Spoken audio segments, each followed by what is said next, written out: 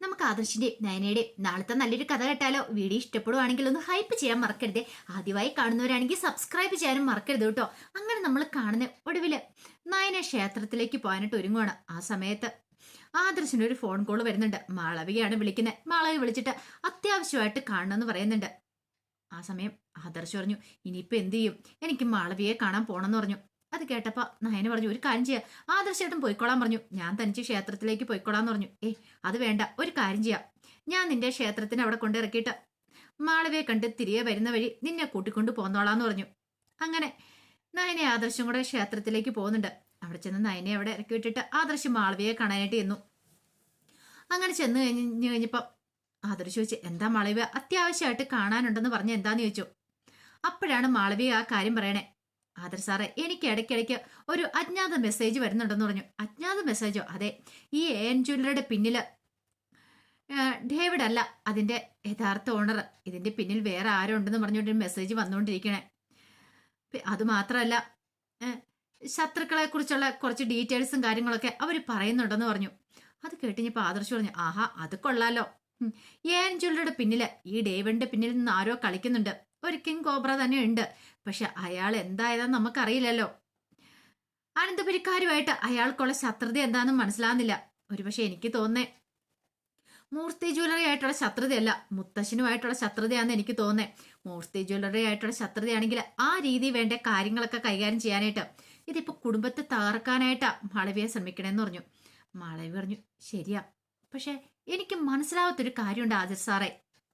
എനിക്ക് ഈ അജ്ഞാത മെസ്സേജ് അയക്കുന്ന ആരായിരിക്കും പോലും നമ്മുടെ ശത്രുക്കളാണോ മിത്രങ്ങളാണോ എന്നറിയില്ല. എന്നെ മാത്രം ടാർഗറ്റ് ചെയ്ത് അവർ ഈ മെസ്സേജ് അയക്കുന്നത് എന്തുകൊണ്ടാ? അതാണ് എനിക്ക് മനസ്സിലാകത്തെന്ന് പറഞ്ഞു. അത് കേട്ടുകഴിഞ്ഞപ്പോൾ ആദർശ് പറഞ്ഞു, അത് ശരിയായിട്ടുള്ള കാര്യമാണ്. എന്താ ഏതാന്ന് നമുക്ക് നോക്കാം. നമുക്ക് എന്തായാലും വെയിറ്റ് ചെയ്തിരിക്കാം. അധികം വൈകാതെ സത്യങ്ങളൊക്കെ പുറത്തു വരുമല്ലോ എന്ന് പറഞ്ഞു. പിന്നെ മാളവിയൊന്ന് സൂക്ഷിക്കുന്നത് നല്ലതാ. കാരണം ഇപ്പൊ ഉണ്ടായ പ്രശ്നങ്ങളും കാര്യങ്ങളൊക്കെ അറിയാലോ. ഇനി എങ്ങാനും അവർക്ക് എന്തേലും സംശയം തോന്നിയിട്ട് മാളവിയെ പിടികൂടിയിട്ടുണ്ടെങ്കിൽ അതോടുകൂടി തീർന്നു. മാളവിക അവിടെ നിൽക്കുന്നതോടൊപ്പം സ്വയരക്ഷയും കൂടെ നോക്കിയിട്ട് വേണം ഒരു കാരണവശാലും അവർക്ക് പിടുത്തം കൊടുക്കലെന്ന് പറഞ്ഞു. മാളവിക പറഞ്ഞു, ഇപ്പൊ എന്നെ ഭയങ്കര വിശ്വാസമാണ്. കാരണം മാളവിക കളക്ഷൻസ് ഫേമസ് ആയിക്കൊണ്ടിരിക്കുമല്ലേ. അവർക്കറിയില്ലല്ലോ നയന മാഡമാണ് ഇതെല്ലാം ഡിസൈൻ ചെയ്യുന്നുള്ള കാര്യങ്ങളൊക്കെ. അതുകൊണ്ട് അവർക്ക് എന്റെ മേലൊരു സംശയം കാര്യങ്ങളൊന്നും ഇല്ലാന്ന് പറഞ്ഞു. ഇതേ സമയത്ത് നവീനെ കാണാനായിട്ട് വേണു ചെല്ലുന്നുണ്ട്. അപ്പൊ അനാമികയുടെയും അനിയുടെയും കേസുകളും കാര്യങ്ങളൊക്കെ അടുത്ത ദിവസം കോടതി വിളിക്കും. അപ്പൊ ഇത് അറിഞ്ഞു കഴിഞ്ഞപ്പോഴത്തേനും തന്നെ വേണുവിന് ഇരിക്കപ്പുറതിയില്ല. കാരണം അങ്ങനെ കേസ് കോടതി വിളിച്ചിട്ടുണ്ടെങ്കിൽ നവീൻ പുഷ്പം പോലെ ഈ കേസ് വിജയിപ്പിക്കും. അനാമികയ്ക്കും എനിക്കും ഡിവോഴ്സാവും. കിട്ടാനുള്ളതൊന്നും കിട്ടത്തില്ല. വെറുതെ നാണം കെട്ട് തൊലിയുരിഞ്ഞ് പോരേണ്ടതായിട്ട് വരും കോടതിയിൽ നിന്ന് ഇറങ്ങി. കാരണം അനാമികയുടെ പേരിൽ അത്ര കൊള്ളരുതായ്മയും കാര്യങ്ങളൊക്കെ ഉണ്ടായിരുന്നു. അതൊക്കെ ആദ്യ സിറ്റിങ്ങിൽ തന്നെ കോടതിയിൽ വിളിച്ചു പറഞ്ഞ ആളാണ് നവീന്. അതുകൊണ്ട് തന്നെ കേസുകളൊക്കെ പുഷ്പം പോലെ ജയിക്കാൻ അവർക്ക് സാധിക്കുമെന്ന് അറിയാം. അപ്പൊ എങ്ങനെയെങ്കിലും നവീന്റെ കാല് പിടിച്ചിട്ടാണെങ്കിലും കിട്ടാനുള്ള കുറച്ചെങ്കിലും വാങ്ങിച്ചെടുക്കണം എന്നൊരു ചിന്തയെ വേണുവിന്റെ മനസ്സിലുണ്ടായിരുന്നുള്ളൂ. അങ്ങനെയാണ് വേണു നവീനെ ചെന്ന് കാണുന്നത്. നവീനോട് വേണു പറഞ്ഞു, അല്ല വക്കീലിനറിയാലോ ഞങ്ങളുടെ ഇപ്പോഴത്തെ അവസ്ഥ എന്താന്ന്. ഇനി ഈ കേസ് ഞങ്ങൾ ജയിക്കാൻ പോകുന്നില്ലെന്ന കാര്യം ഞങ്ങൾക്കറിയാം. കേസ് തോറ്റുപോകും. പക്ഷെ ഒരു കാര്യമുണ്ട്, എൻ്റെ മോൾക്ക് ജീവിക്കാനായിട്ട് എന്തേലും ഒരു വക വക്കീലായിട്ടുണ്ടാക്കി തരണമെന്ന് പറഞ്ഞു. അത് കേട്ട് കഴിഞ്ഞപ്പം നവീൻ പറഞ്ഞു, അല്ല എനിക്ക് എന്ത് ചെയ്യാൻ പറ്റുമെന്ന് ചോദിച്ചു. വക്കീലൊരു കാര്യം ചെയ്യാം, ഈ കേസ് വാദിച്ച് ജയിക്കും എന്നുള്ള കാര്യം ഉറപ്പാ. ആ സമയത്ത് എന്തെങ്കിലും ജീവനാംശം ഇവൾക്ക് വേണ്ടിയിട്ട് അനിയോട് കൊടുക്കാനായിട്ട് പറയണം. അത്രയെങ്കിലും ഒരു ഇത് ചെയ്തു തരണമെന്ന് പറഞ്ഞു. നവീൻ പറഞ്ഞു, അതിനൊക്കെ എന്നെ കൊണ്ട് പറ്റുമെന്ന് തോന്നില്ല. കാരണം അവരും കൂടെ സമ്മതിക്കണ്ടേന്ന് ചോദിച്ചു. അതെങ്കിലും ചെയ്താട്ടെ. കാരണം അങ്ങനെയാണെങ്കിൽ ഇലയ്ക്കും മുള്ളിനും കേടില്ലാതെ എത്രയും പെട്ടെന്ന് തന്നെ നിങ്ങൾക്ക് ഒരു ബുദ്ധിമുട്ടുണ്ടാക്കാതെ ഞങ്ങൾ ഈ കേസിൽ നിന്ന് പിന്മാറിക്കോളാം. അതായത് ഈ കേസിൽ നിന്ന് ഒഴിവായിക്കൊള്ളാന്ന് പറഞ്ഞു. എത്രയും പെട്ടെന്ന് തന്നെ ഞങ്ങൾ അനിക്ക് ഡിവോഴ്സ് കൊടുത്തോളാന്ന് പറഞ്ഞു. ഒരു പ്രശ്നത്തിനും വരത്തില്ല. അവരുമായിട്ടൊന്ന് സംസാരിച്ചിട്ട് പറയണം. അല്ലെങ്കിൽ പിന്നെ ഇനിയിപ്പം അനാമിക ഡിവോഴ്സ് വേണ്ടെന്ന് പറഞ്ഞിട്ടുണ്ടെങ്കിൽ അത് പ്രശ്നമാവെന്ന് പറഞ്ഞു. നവീൻ പറഞ്ഞു, ഞാൻ അവരോടൊന്ന് ആലോചിച്ച് നോക്കട്ടെ. അവരെന്താണെങ്കിലും പൈസ തരാൻ തയ്യാറാവുമെന്ന് എനിക്കറിയില്ല. മൂർത്തി മുത്തശ്ശന്റെ കാര്യങ്ങളൊക്കെ അറിയാലോ. മുത്തശ്ശൻ അങ്ങനെ പൈസ തരുമെന്ന് എനിക്ക് തോന്നില്ല. പിന്നെ വേണമെങ്കിൽ ഞാനൊന്ന് സംസാരിച്ചു നോക്കാം, അത്ര മാത്രമേ ഉള്ളെന്ന് പറഞ്ഞു. വക്കീൽ സാറേ, വക്കീൽ സാറിന് അറിയാലോ എൻ്റെ മോളുടെ അവസ്ഥ എന്താന്ന്. അവൾക്ക് ഇനിയൊരു നല്ല ജീവിതം കിട്ടുമോ? ഒരിക്കലുമില്ല. അവളെ ഒന്ന് കല്യാണം കഴിപ്പിച്ച് വിടണമെങ്കിൽ എത്ര രൂപയുണ്ടെങ്കിലാ. അനിയുമായിട്ടുള്ള വിവാഹം നടത്താൻ വേണ്ടി പോലും ഞാൻ ഇഷ്ടംപോലെ കടം വാങ്ങിച്ചിട്ടുണ്ട്. ഇനി ഈ കടം കൂടെ വാങ്ങിക്കാൻ എനിക്ക് പറ്റില്ല. ഒരു മോളുള്ള അച്ഛന്റെ രോദനമാണെന്ന് കരുതിയാൽ മതി എന്നൊക്കെ പറഞ്ഞ് നവീനെ കയ്യിലെടുക്കാൻ ശ്രമിക്കുന്നുണ്ട്. നവീൻ പറഞ്ഞു, ഇതൊക്കെ നിങ്ങൾ ഇപ്പോഴായിരുന്നില്ല നോക്കേണ്ടിയിരുന്നേ, നേരത്തെ നോക്കണമായിരുന്നു. നിങ്ങളുടെ കള്ളത്തരത്തിലും ചതിയിലൂടെയല്ലേ അനന്തപുരിയിലേക്ക് കയറി പറ്റിയത്. എന്നിട്ടോ അനാമി എന്തൊക്കെ ചെയ്തു കൂട്ടിയത്. ഒരു കാര്യം ഞാൻ പറഞ്ഞേക്കാം, എന്നാണെങ്കിലും അവരുടെ കയ്യിൽ നിന്ന് കോമ്പൻസേഷൻ കിട്ടുമോന്നും അറിയത്തില്ല. പിന്നെ വേണമെങ്കിൽ സംസാരിച്ചു നോക്കാം, അത്ര മാത്രം ഉള്ളെന്ന് പറഞ്ഞു. പിന്നീട് നവീൻ അങ്ങോട്ട് പോയി കഴിഞ്ഞപ്പോഴത്തേനും അനാമികയെ വിളിക്കുന്നുണ്ട് വേണു. വേണു വിളിച്ചിട്ട് അനാമികയോട് കാര്യങ്ങൾ പറയുന്നുണ്ട്. മോളെ, അവനോട് ഞാൻ സംസാരിച്ചു, അവരുമായിട്ട് ആലോചിച്ചിട്ട് പറയാന്നൊക്കെ പറഞ്ഞു. എന്തെങ്കിലും കിട്ടുമെന്നൊരു പ്രതീക്ഷ ഉണ്ടെന്ന് പറഞ്ഞു. അനാമി പറഞ്ഞു, അല്ലെങ്കിൽ പിന്നെ ഞാൻ എന്തിനാ ഡിവോഴ്സ് കൊടുക്കണേ? അങ്ങനെ ഡിവോഴ്സ് കൊടുക്കാൻ ഞാൻ ഉദ്ദേശിക്കുന്നില്ല. അവൻ അങ്ങനെ പെട്ടെന്ന് ഡിവോഴ്സ് കിട്ടി സൂഹിക്കണ്ടെന്നൊക്കെ പറഞ്ഞു. വേണു പറഞ്ഞു, മോളെ അതൊക്കെ നടക്കുന്ന കാര്യമാണോ? എങ്ങനെയെങ്കിലും കയ്യെ കാലെ പിടിച്ച് കിട്ടാനുള്ളത് മേടിച്ചെടുക്കുകയാണെങ്കിൽ അതാ നല്ല കാര്യം എന്നൊക്കെ പറഞ്ഞു. ഈ സമയത്ത് നവ്യ ഏഴൻ ജൂറിയിൽ ചെല്ലുന്നുണ്ട്. നവ്യക്ക് കുറെ കാര്യങ്ങളൊക്കെ അറിയാനുണ്ടായിരുന്നു ഡേവിഡിൽ നിന്നും.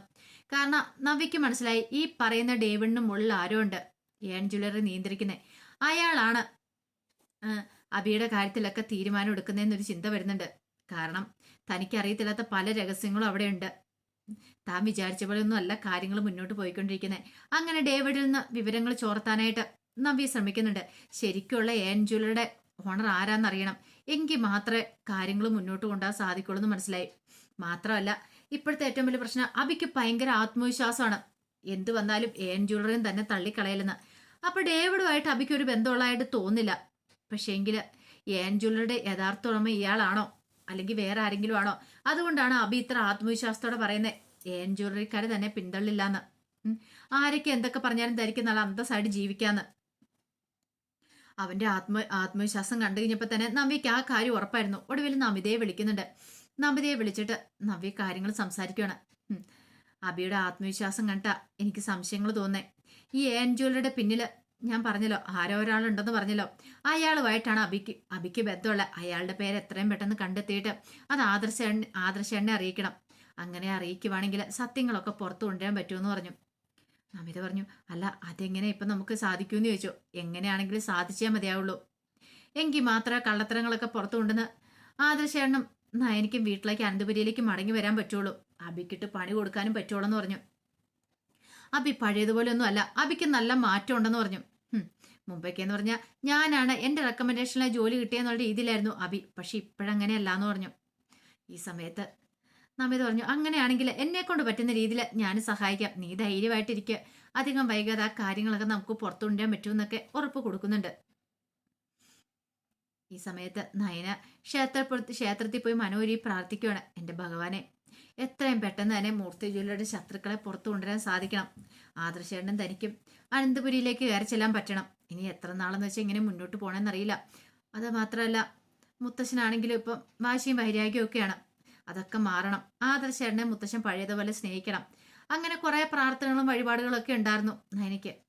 അങ്ങനെ പ്രാർത്ഥനകളൊക്കെ നടത്തിയിട്ട് നയന് പുറത്തേക്ക് ഇറങ്ങി വരുന്ന സമയത്താണ് മുത്തശ്ശൻ അങ്ങോട്ടേക്ക് കയറി വരുന്നത്. കുടുംബക്ഷേത്രത്തിലേക്കാ മൂർത്തി മുത്തശ്ശൻ കുടുംബക്ഷേത്രത്തിലേക്ക് വരുന്നത്. ഇപ്പം ഈ ഇടയ്ക്കിടയ്ക്ക് മുത്തശ്ശൻ വരാറുണ്ട്. കാരണം കുടുംബത്തിൽ പ്രശ്നങ്ങൾ കാരണം ഇടയ്ക്ക് വന്ന് തൊഴുത് പ്രാർത്ഥിക്കാറുണ്ട്. അങ്ങനെ വരുമ്പോഴത്തേനും നയനെ അങ്ങോട്ടേക്ക് ഇറങ്ങി വരുന്നുണ്ടു. പെട്ടെന്ന് നയനയ്ക്ക് അങ്ങ് തല ഇറങ്ങുന്ന പോലെ തോന്നി. നയന തല ഇറങ്ങി വീഴാൻ തുടങ്ങുമ്പോഴത്തേനാണ് മുത്തശ്ശൻ ആ കാഴ്ച കാണുന്നത്. മുത്തശ്ശൻ ഓടി വന്ന് നയനയെ പിടിക്കുന്നുണ്ട്. ഒരു നിമിഷം മുത്തശ്ശൻ എന്ത് ചെയ്യണമെന്ന് അറിയില്ല. പിന്നെ പെട്ടെന്ന് തന്നെ ഡ്രൈവറെ വിളിച്ചു. അപ്പം തന്നെ ഹോസ്പിറ്റലിലേക്ക് കൊണ്ടുപോവാണ്.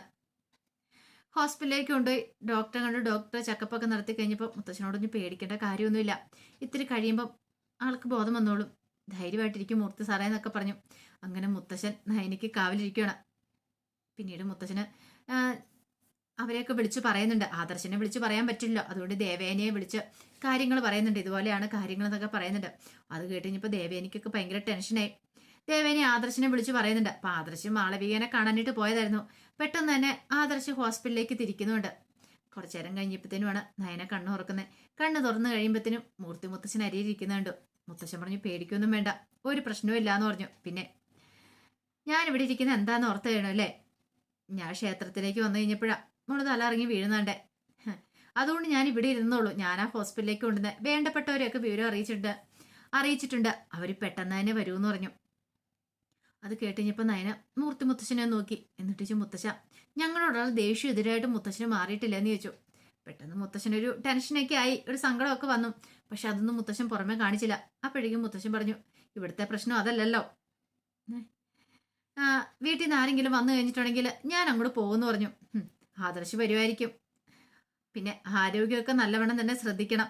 ഇങ്ങനെ ഇറങ്ങി നടക്കേണ്ട കാര്യമൊന്നുമില്ല. ഡോക്ടറോട് ഞാൻ കാര്യങ്ങളൊക്കെ തിരക്കിയിട്ടുണ്ടായിരുന്നു എന്നൊക്കെ പറഞ്ഞു. റെസ്റ്റ് എടുക്കുന്ന സമയത്ത് റെസ്റ്റ് എടുക്കണമെന്നൊക്കെ പറഞ്ഞു. എനിക്ക് മനസ്സിലായി മുത്തശ്ശൻ എത്രമാത്രം കരുതലുണ്ടെന്ന്. എന്തെങ്കിലും ഒരു ആപത്ത് വന്നിട്ടുണ്ടെങ്കിൽ ഓടി വരൂ എന്നുള്ള കാര്യം മനസ്സിലായി. അതുകൊണ്ടാണല്ലോ ഹോസ്പിറ്റലിലേക്ക് കൊണ്ടുവന്നൊക്കെ. അങ്ങനെ ഒടുവിൽ കുറച്ച് കഴിഞ്ഞപ്പോഴത്തേനും ആദർശം കൂടി വരുവാണ്. ആദർശ് വന്നു കഴിഞ്ഞപ്പോഴാണ് മുത്തശ്ശൻ പോകാനായിട്ട് ഇറങ്ങിയത്. ആദർശനോട് കാര്യമായിട്ട് സംസാരിച്ചൊന്നുമില്ല. ആദർശന് ഭയങ്കര ടെൻഷനായിരുന്നു. നയനയ്ക്ക് എന്ത് പറ്റിയെന്ന്.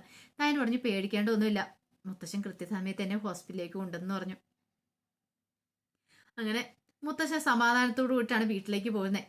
ഈ സമയത്ത് അബിക്ക് ഭയങ്കര സന്തോഷമായിരുന്നു. എത്രയും പെട്ടെന്ന് തന്നെ മൂർത്തി ജ്വല്ലറി തകർക്കണം, അതിന് വേണ്ടിയിട്ടുള്ള കരുക്കൾ നീക്കണം. ഇനിയിപ്പോൾ പേടിക്കേണ്ട കാര്യമില്ല. താനായിരിക്കണം എൻ ജ്വല്ലറിയുടെ അടുത്ത MD ആവാൻ പോകേണ്ടത്, അല്ലാതെ അവളല്ല, അവന്തികയല്ല. കാരണം അവൾക്ക് അവിടെ കയറിയിരിക്കേണ്ട കാര്യമൊന്നുമില്ല. തനിക്ക് കിട്ടണം എന്നൊരു ചിന്ത മാത്രം അബിയുടെ മനസ്സിലുണ്ടായിരുന്നുള്ളൂ. അപ്പോൾ അതിന് വേണ്ടിയിട്ട് താൻ ഇനിയും പ്രയത്നിക്കേണ്ടിയിരിക്കുന്നു എന്നൊരു ചിന്ത മനസ്സിലേക്ക് വന്നു. അപ്പോൾ അതിൻ്റെ വിശേഷങ്ങളൊക്കെയാണ് നമ്മൾ കാണാനായിട്ട് പോകുന്നത്. ആ കഥകൾക്കായി നമുക്ക് എല്ലാവർക്കും കാത്തിരിക്കാട്ടോ. പിന്നെ എല്ലാവർക്കും അറിയാലോ, ഇപ്പോൾ 1 മണിക്കൂർ നീണ്ട വിശേഷമാണ് കാണിക്കുന്നത്. എല്ലാ ദിവസവും വൈകുന്നേരം 8:30 തൊട്ട് 9:30 വരെ 1 മണിക്കൂർ സമയം കേട്ടോ. അപ്പോൾ രാവിലെ വീഡിയോസ് നേരത്തെ ഇട്ടുകൊണ്ടിരുന്ന ഒരു 6:45 7 മണിക്കുള്ളിൽ പബ്ലിഷ് ചെയ്തുകൊണ്ടിരുന്ന കേട്ടോ. പക്ഷേ ഇനിയിപ്പം കുറച്ചുകൂടെ ലേറ്റ് ആയിട്ട് ഇടാൻ പറ്റുള്ളൂ. കാരണം കുറച്ച് ദൈർഘ്യമേറിയതുകൊണ്ട് അത്ര സമയം പറയണമല്ലോ നമ്മൾ. എന്താണെങ്കിലും കൃത്യസമയത്ത് ഈ വീഡിയോസും കാര്യങ്ങളൊക്കെ ചാനലിനകത്ത് അപ്ലോഡ് ചെയ്യാം കേട്ടോ. കാണാൻ താല്പര്യമുള്ളവർ കയറി കാണാൻ ശ്രമിക്കണം കേട്ടോ. ഒരിക്കൽ കൂടി എല്ലാവർക്കും ശുഭരാത്രി നേർന്നുകൊണ്ട് നിർത്തുന്നു. നന്ദി.